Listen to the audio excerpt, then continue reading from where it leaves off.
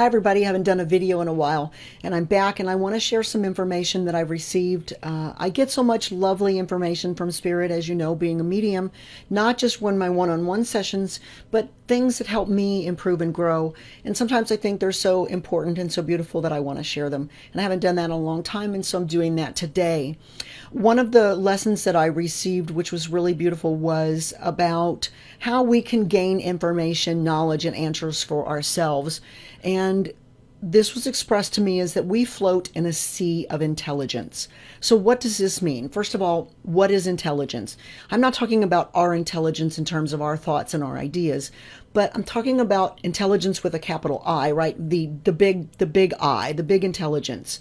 We might call that God or source, but think of nature. Nature's beautiful, right? It's intelligent. It's geometric. It has patterns. It evolves. It grows. It expands. It works all on its own. This is the intelligence that we live in. It's a force. It is knowledge. It is wisdom. It is information. But it's also energy and expansion and growth. And we float in this sea of intelligence. So why is this relevant? Now, one of the examples and analogies, comparisons that they gave me was thinking about oxygen. Okay. We breathe in oxygen. We don't create it. It's something that we need to live. It's something that we utilize, but we take it inside our body and then our body utilizes it. And then we expel off the parts that we don't need and then our body uses the rest of it. So when we swim in this sea of intelligence, we are not intelligence, we are taking it in. We take in intelligence.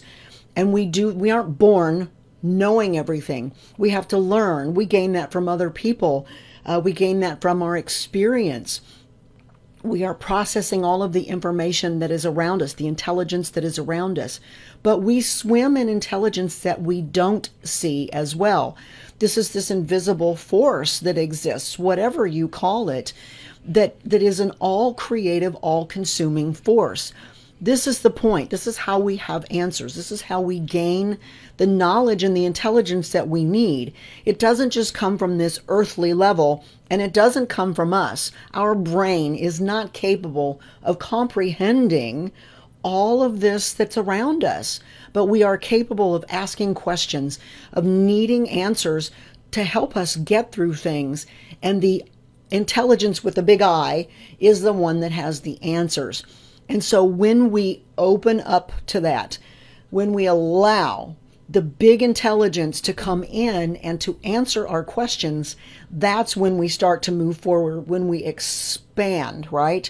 Because if we're only relying on facts and information and our experience, this is knowledge, but it's limited knowledge. The big I, swimming in the sea of intelligence, is unlimited, and we want to move into that because that is what moves us forward. That is what expands us. So I hope I'm making sense here. Now the question is okay, all right, so I get it. We want to breathe in this bigger intelligence. How do we do that? For me, it's about kind of altering my consciousness and moving into this state where the intelligence can move in. Some people call that psychic or psi, PSI, which is more of a scientific term for psychic abilities, but we can do that creatively. People who do art or music or dance, they sometimes have these insights. There is this intelligence that flows into them and allows them to have insights or awareness or even experiences that are beyond their current self. And so there is an expansion. Spirituality is another way that we can open up to this greater intelligence. Whether we call it source or God, it really doesn't matter. Those terms have very specific meaning to us. But when we open up to that greater intelligence, however we define it, we are asking it to come in. We are inviting it in. And if we don't do that, it will not happen because we have rights. We cannot be violated without our own will. So if we want to rely on our own intelligence, there's nothing wrong with that, but we need to understand it is limited. We are not intelligent per se. We are aware. And how aware we are impacts our intelligence levels. And so we want to become more aware. And we can do that by moving into the greater intelligence, not just becoming aware of our own experiences or the experiences and the knowledge of others, but that there is something far vast and far greater, and opening up and allowing ourselves to embracing that. So think about that. Think about breathing in this sea of intelligence. And it's going to come in very weird ways, right? It's a very internal experience. You may get a hunch or a gut feeling, or you may ask this greater intelligence to show you the right path or the right decision to make. And all of a sudden, these experiences will happen in the world around you. They'll happen in physical ways. You may get signs or symbols. This intelligence works in this really strange way. We don't understand it. Look at how nature works. We don't have a clue the symbiosis that exists between all of these different forces. We're trying to grasp it, but we can't. So don't second guess it. Just be aware that we breathe in intelligence. If we aren't, we really aren't seeking the greater intelligence that we're capable of. We're not bringing in the oxygen that we need to expand.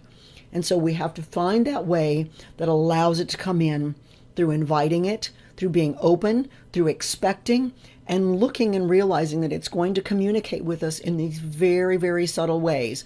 New ideas, new thoughts, new experiences, synchronicities that line up, symbols, people coming into our lives. Someone says something that is like, oh my gosh, I can't believe you just said that to me. These are the ways that intelligence speaks to us. It doesn't do it through books. It doesn't do it through language per se.